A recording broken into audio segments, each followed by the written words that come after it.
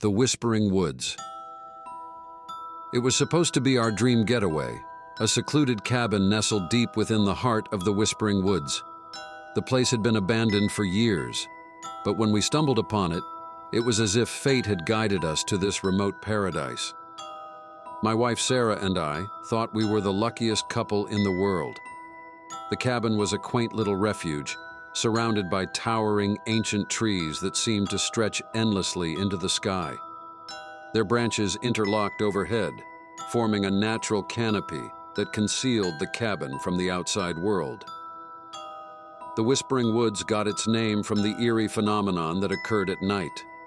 The trees whispered to one another, their leaves rustling softly in the breeze, creating an otherworldly chorus that sent shivers down our spines. Our children, Emily and Jake, were enchanted by the mysterious woods. They spent their days exploring, their laughter echoing through the dense foliage. But at night, as the sun dipped below the horizon, a sense of unease settled over our cabin. It was as though the trees had secrets they were reluctant to share.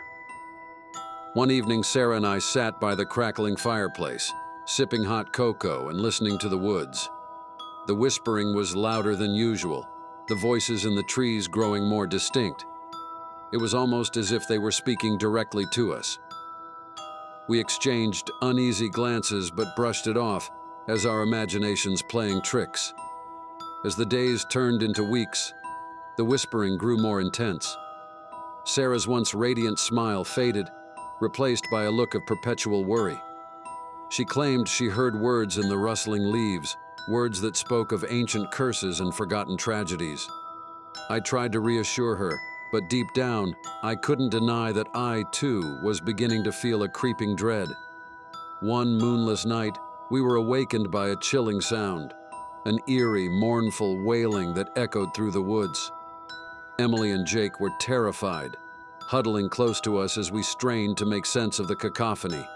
The trees' whispers had become frenzied, and it was impossible to ignore the sinister undertones in their voices.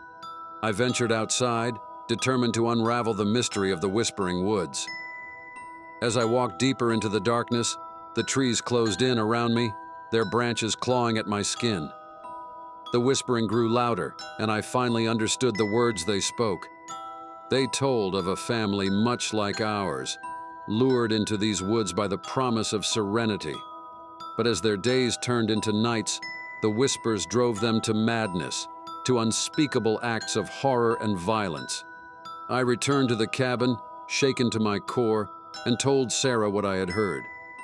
We decided it was time to leave, to escape the clutches of the Whispering Woods. But the woods would not release us so easily. The trees seemed to conspire against us, their branches twisting and contorting to block our path. As the sun set once more, the whispers reached a deafening crescendo. Shadows danced outside our cabin, and we realized we were not alone. Figures emerged from the darkness, their eyes glinting with malevolence. They were the spirits of those who had been consumed by the woods, forever trapped in its torment. We fled into the night, the haunted whispers pursuing us through the tangled underbrush.